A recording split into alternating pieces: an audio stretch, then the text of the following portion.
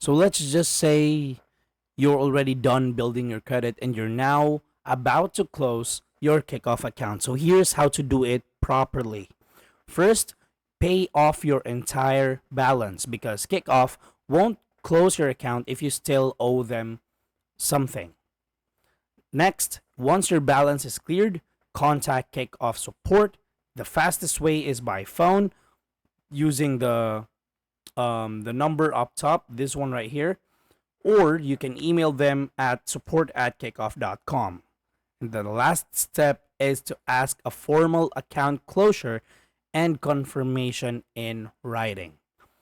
You need to know that closing your account may slightly impact your credit score, especially if Kickoff is one of your oldest trade lines.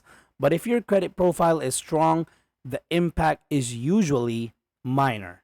So if it's done right, it's a clean and safe exit.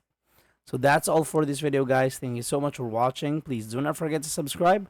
This is Josh, and I'm going to be seeing you on the next video. Peace out.